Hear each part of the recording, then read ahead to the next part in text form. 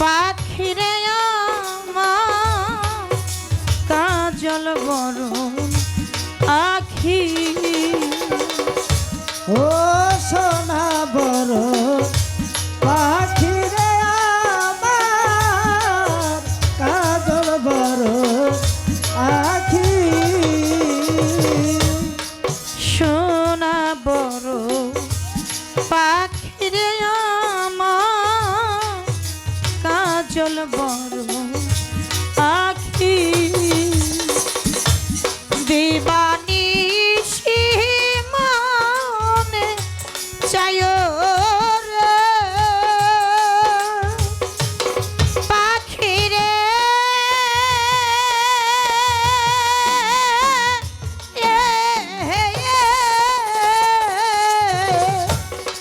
দিবানিশি মনে চায় রে ওরে পাখি বান্ধব ধরে রাখি রে আমার সোনার ময়না পাখি রে আমার সোনার ময়না পাখি। ধন্যবাদে উইরা রে দিয়া মরে পাখি রে আমার সোনার ময়না পাখি রে আমার সোনার ময়না পাখি। প্রণামী হে জগদিগুরু, তুমি বাঞ্ছা কল্পাতরু সিক্ত করো তব মোরে করুণার ঝরনাতে। তুমি মম প্রিয়তম কেহ নাই তোমারই সম, সর্বপরাধ ক্ষম সেই পরম গুরুর হাতে। চমৎকার ভাবে যে কথা, যে আলোচনা, যে গান আমার ছিল, সেই কথাগুলো মীমাংসা করে আমাদের সবার মাঝে একটা ভাবের উদয় করেছে। যেই ভাব দেশের মধ্যে আমরা সবাই ডুবেছিলাম, যার জন্যই বাউলের সম্রাট প্রয়াত আব্দুর রশিদ সরকার সাহেব ওনার একটা গানের বাণী আছে, যেই দেশের মানুষের সাথে আমার মন মিশে আমাকে নিয়ে চলো দয়াল তোমার সেই দেশে। যেই দেশে মানুষ কাঁদিয়া থাকে আনন্দে, যায় আসে না ভালো মন্দে, যার যার কর্ম সেই সেই করেও তার মনের উল্লাসে। সেই জায়গাটার মধ্যে আমরা প্রত্যেকেই ছিলাম। মানুষ কান্না করেছে, কিন্তু এই কান্নার মধ্যে অনেক আনন্দ লুকিয়েছে। একটা জিনিস লক্ষ্য করে দেখবেন বাবাজি, অনেক মানুষকে কিন্তু লাঠি দিয়েও মারে, মারে না? দেখবেন মারতে মারতে তার গায়ের চামড়া ছিঁড়া যায়, রক্ত বের হয়, তারপরেও কিন্তু কিছু কিছু মানুষের চোখে পানি আসে না। আর এই জায়গাটা কোনো লাঠি খোঁড়ার কারবার নাই, কোনো মারামারির কারবার নাই, শুধু শিল্পীর মুখে আবেগপূর্ণ দুইটা কথা। যখন সে আবেগপূর্ণ কথা বলে আবেগী ব্যক্তির আবেগের দরজায় ধাক্কা লাগে, আর যখনই ধাক্কা লাগে তখন ওই আবেগ ব্যক্তির আবেগগুলো বাহির হয়ে আসে দুটি চোখের পানি হয়ে, আর তখনই একে অন্যের সাথে বুকটা মিশাইয়া তাপিত প্রাণটা শীতল করে। এই জায়গাটা একটা রহমতের জায়গা। কেন জানেন? বাহিরে যদিও ঝগড়া বিবাদ থাকে, যতই শত্রুতা থাক, এই জায়গার মধ্যে এসে ভাবের সময় যদি তার সাথে কোলাকুলি করতে যায়, সে কিন্তু মানা করে না। কেন করে না? সে যে তার শত্রু, এই কথা তো তার মনেই নাই। সবই কিছু এক মুহূর্তে ভুলে যায়। তো চেষ্টা করব আমার বাজান যেই ভাবধারার মধ্যে রাখছে, আমি অত ভালোটা হয়তো হবে না, আমি চেষ্টা করব যে লাইনের মধ্যে আছে, দয়াল যদি কৃপা করে ওই ভাবের উপরেই দু একটি কথা, দু একটি গান গাওয়ার জন্য। তো আমার যে কথা ছিল, যে আলোচনা ছিল, ক্ষেত্র থেকে একটি গান করেছিলাম, যাহাসে বিশ্ব ব্রহ্মাণ্ডে তাহাসে মানব ভাণ্ডে, শনিবারও আসে দয়াল আজকে শোধাই তোমার কাছে। এই গানটা কার আমি বলেছিলাম যে ওনার মামা, তার কারণ মানুষ এক নামে চিনে মামা ভাগ্নে, এখন আর নামও কইতোই না, এক নামে মানুষ চিনে মামা আর ভাগ্না। মামা ভাগ্না কইলেই চিনা ফেলে তারা কারা। তো বেশি দূরে যাই নাই, ওনার মামার গান আর আমার দাদার গান আমি গাইছি। গানের ভিতরে কিছু কথা, কিছু আলোচনা আছে, এই কথার ভিতর থেকে আমার দয়াল চান আলোচনা করবে। আমার দয়াল বলতেছে, কয় যে গানটা গাইছি আসলেই গানের সাথে তেমন একটা মিল পাইলাম না। কেন পাইলাম না? এই পৃথিবীটা হলো ক্ষুদ্রতম, আর এই মানব দেহটা হলো অনেক বড়। কারণ বাহ্যিক জগতে কাবা একটা, মানব দেহে কাবা হলো 5টা। বাহ্যিক জগতে সূর্য একটা, মানব দেহের মধ্যে সূর্য 12টা, 11টাই বেশি না? তাহলে পৃথিবীর সমান কিভাবে হয়? এই জন্যই আমি আগে বলেছিলাম যে পৃথিবীর চাইতেও আরও বেশি আছে, সাধুগুরুর মুখে শুনেছি। আর সেই বেশিটুকুই খোঁজার জন্য, অচেনাকে চেনার জন্য, অজানাকে জানার জন্য একজন কামিল মুর্শিদের কাছে যাইতে হবে। তো সেই কথা থেকে আমার গুরুজি অনেক কথা বলেছে, অনেক কথা শুনলাম। আমি চাঁদ নিয়ে আর রোজা নিয়ে একটা কথা বলছিলাম যে আমরা বাহ্যিক জগতে রোজা রাখি, চাঁদ দেখি, ফজর নামাজের আগে সেহরি খায় রোজা থাকি, আর মাগরিবের নামাজের সময় এটা ইফতার করে ভাঙি। তো মানব দেহের মধ্যে নাকি রোজা আছে, তাহলে এই রোজাটা কোন চাঁদ দেখা থাকা হয় আর কোন চাঁদ দেখাই ভাঙা হয়, এটার একটা সময় আছে। সেই সময় নির্দেশনটা কি?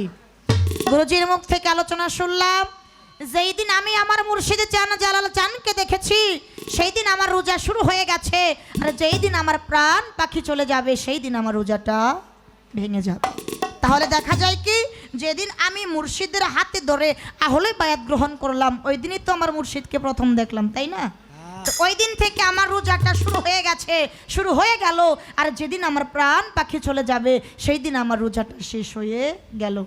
এর মাঝে একটা সময় আছে না? আমি আলোচনা রাখবো, কথা বলবো। মেরাজি নিয়ে কথা বলছে। মেরাজের বিষয়বস্তু কি?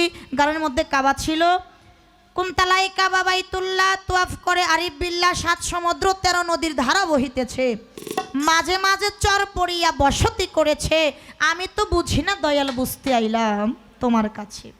এই জায়গা থেকেও কিছু কথা কিছু আলোচনা বলছে। যে নবীকে চিনেছে, যে নূরের ভজন করছে সে নবীকে পাইছে, আর যে নবীকে পাইছে তার তো আর কোনো কিছু পাওয়ার বাকি থাকে না। অর্থাৎ কথাই একটাই, যার মতি ঠিক তার জ্যোতি ঠিক, আর যার জ্যোতি ঠিক আছে তার সব কিছুই ঠিক আছে। রতিমতি জ্যোতি তার যার ঠিক তার সব কিছুই ঠিক, আর রতিমতি জ্যোতি যার ঠিক নাই তার কোনো কিছুই ঠিক নাই। আর এগুলা ঠিক করার জন্য মুর্শিদের কাছে যাইতে হবে। একটা গান আমি করব। আগে তো কইছিলাম ওনার মামার গান, এখন গাম ওনার বাবার গান। আগেরটা তো এইরকম হয়েছে, এখন দিয়ে এইটা কোন রকম হয়। তারপর দাদা উস্তাদের একটা গান গাই, যেই জায়গায় এখন আসছে আর কি, ভক্ত নিয়ে গুরু নিয়ে কিছু কথা বলছে, বিনিময় নিয়ে। সে জায়গা থেকে আমার দাদা উস্তাদ বাউল কবি সাধক সুশীল সরকারের লেখা গান। এই গানটার ভিতরে কিছু কথা আলোচনা আছে, তারপরও যে কথাগুলো আসছে আমি চেষ্টা করব ওই কথার ভিতর থেকে দু একটি কথা তুলে ধরার জন্য। তারপরে যে ভাবের মধ্যে আছে, জালাল চান যদি কৃপা করে, আমার মজিদ চান যদি কৃপা করে, আমি ওই ভাবের উপরেও দু একটা গান রাখার চেষ্টা করব। আগে একটা গান গাই, তারপর দেখা যাক কোন দিকে যাওয়া যায়। ধন্যবাদ। তোমায় দিলে যদি কিছু মিলে, দয়াল মনি তো আমি চাই, দিব একা এমন ঠেকা, দয়াল দিব একা, দিব একা এমন ঠেকা, আমার আছে তোমার কি গায়, দিলে যদি কিছু মিলে, এমনই তো আমি চাই, তোমায় দিলে যদি কিছু মিলে, এমনই তো আমি চাই, তোমার দিলে যদি কিছু মিলে, এমনই তো আমি চাই, তোমায় দিলে যদি কিছু মিলে, এমনই তো আমি চাই। ও দয়াল, হাত দিলে হাত, মন দিলে দাও মন, ওরে তোমায় দেহ দিলে দেহ পাবো, যৌবনে যৌবন, তোমায় হাত দিলে হাত, হারমোনি পারবে, ওরে তোমায় দেহ দিলে দেহ পাবো,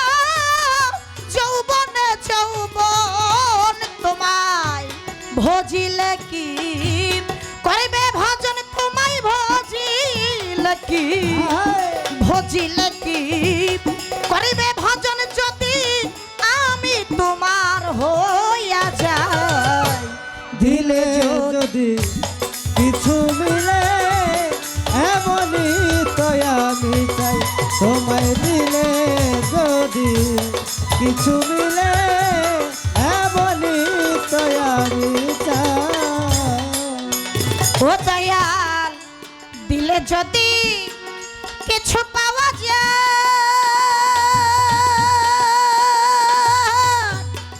তোমায় ভক্তি দিলে ভক্তি দিবে কি আমায় তোমায় দিলে যদি কিছু পাওয়া যায়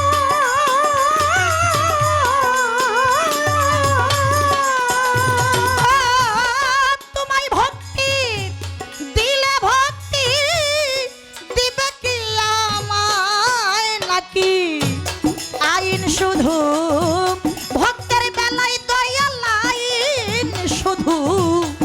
আইন শুধু ভক্তের বেলায় গুরুর বেলায় কোনো আইন নাই যদি কিছু মিলে এমনই তো আমি চাই তোমায় দিলে যদি কিছু মিলে এমনই তো আমি চাই দয়াল ভোগে কি আপা ভোগে খুশি কোন ভক্তের বউ গুরু নিলে গুরু হয় কি নিদোষী তুমি ভোগে কি আপা ভোগে খুশি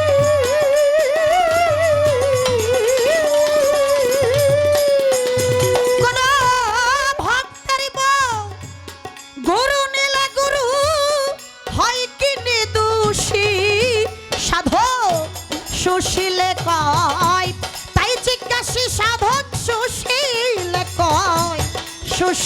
কয় তাই জিজ্ঞাসী গুরু মায়ের ভাগ্যি ভক্তের নাই দিলে যদি কিছু মিলে এমনই তো আমি চাই তোমায় দিলে যদি কিছু মিলে এমনই তো আমি চাই তোমায় দিলে যদি কিছু মিলে এমনই তো আমি চাই শুধু দিব একা এমন ঠেকা ও দয়াল আমার কাছে তোমার কি নাই দিলেই যদি কিছু মিলে এমনই তো আমি চাই তোমায় হাত দিলে হাত মন দিলে দাও মন দেহ দিলে দেহ পাবো যৌবনে যৌবন তাহলে তোমায় ভজিলে কি করবে ভজন যদি আমি তোমার হইয়া যাই তোমায় দিলে যদি কিছু পাওয়া যায় তোমায় ভক্তি দিলে ভক্তি দিবে কি আমায় না আইন শুধু ভক্তের বেলায় গুরুর বেলায় কোনো আইন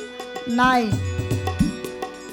তুমি ভোগে কি অপভোগে খুশি ভক্তের বউ গুরু নিলে গুরু হয় কি নিদোষী সাধক সুশীলে কয় তাই জিজ্ঞাসী কোন গুরু মায়ের ভাগ্যি ভক্তের নাই দিলে যদি কিছু মিলে এমনই তো আমি চাই বিষয়টা এরকম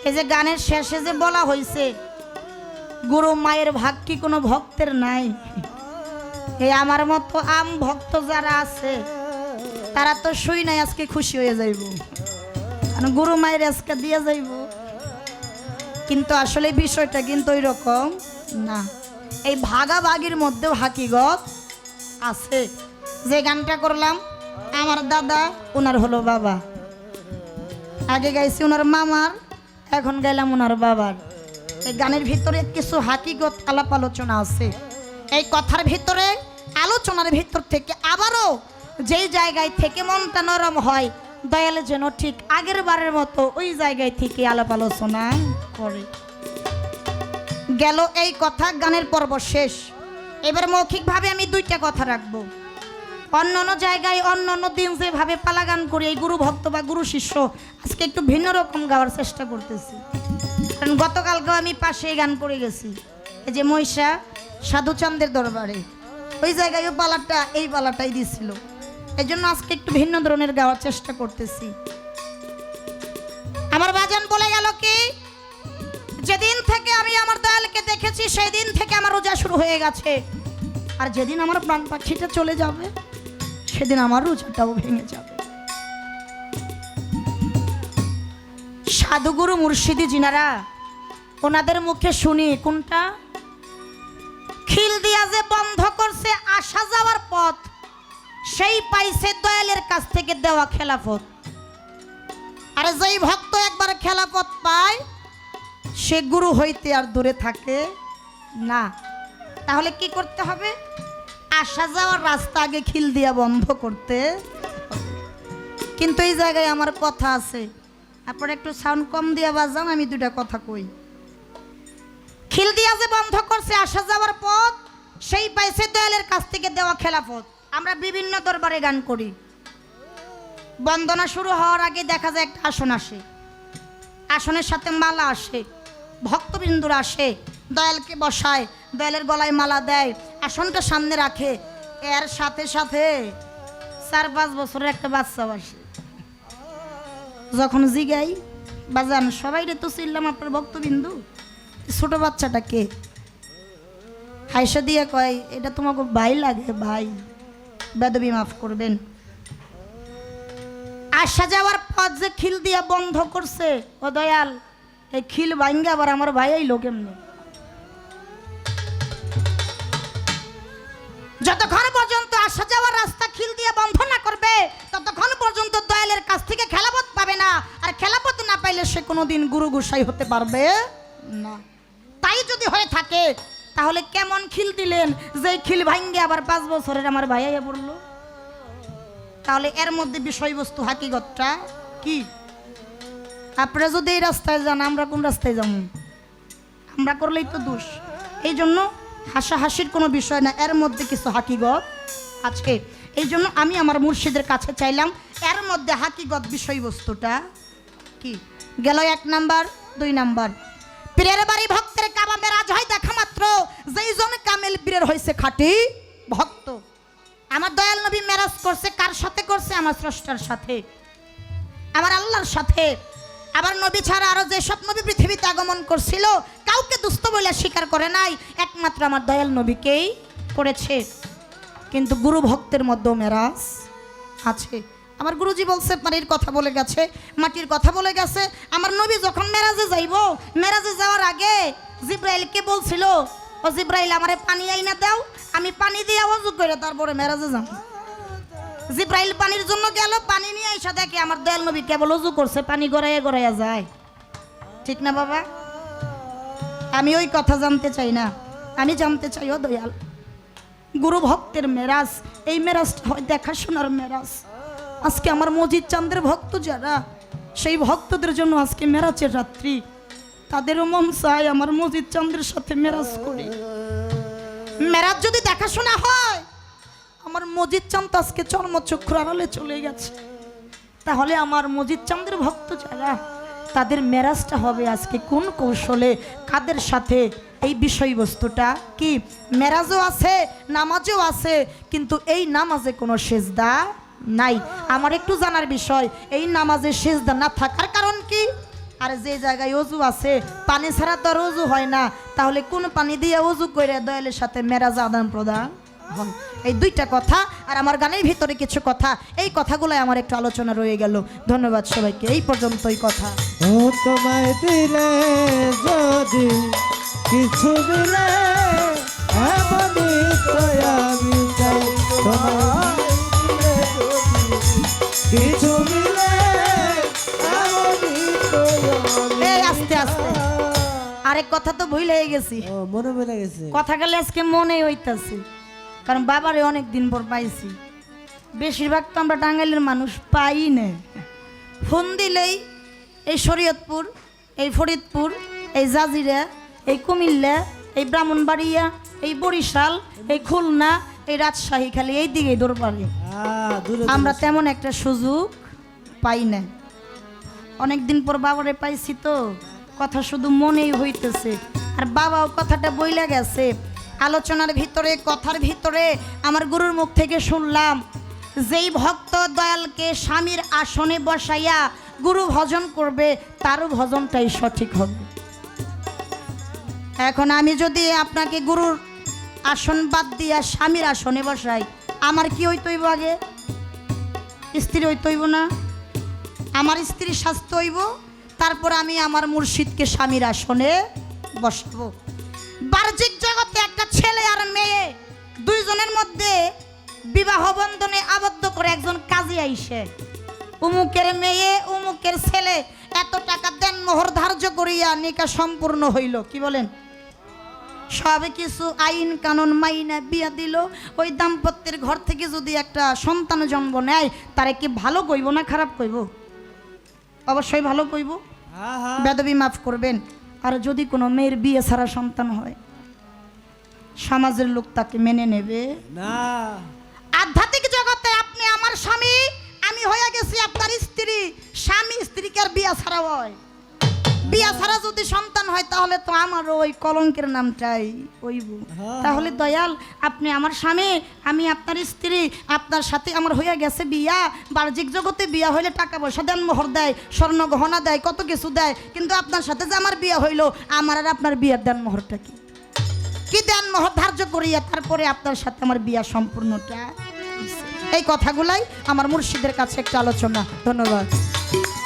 ও তোমায় দিলে যদি কিছু মিলে, এমনই তো আমি চাই। তোমায় দিলে যদি কিছু মিলে, এমনই তো আমি চাই। ও দিব একা এমন ঠেকা, দিব একা, দিব একা এমন ঠেকা,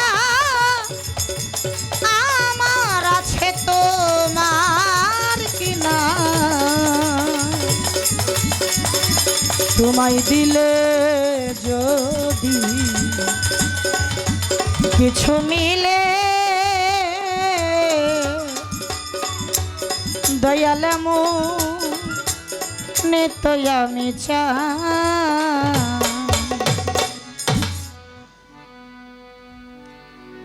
রাত্রি 2টার উপরে বেজে গেছে। আমি আমার পালা থেকে যতটা সম্ভব একটু কথা আলোচনা রাখার চেষ্টা করলাম। এইবার যে ভাবের উপরে আছি আমি চেষ্টা করব, কিন্তু আমি একটা অনুরোধ রাখব, এখন যে সময়টা, আর যেন এই সময়ের ভিতরে কোনো সেবা না আসে। পালা গুরু আর ভক্ত, আমি প্রথমেই বলেছি বাবা, গুরু ভক্ত পালা গানটা অনেক কঠিন একটা ব্যাপার, যার মধ্যে ভজন আছে, যার মধ্যে প্রেম আছে, যার মধ্যে আদব কায়দা আছে, যার মধ্যে কর্ম আছে, যার মধ্যে সাধন আছে,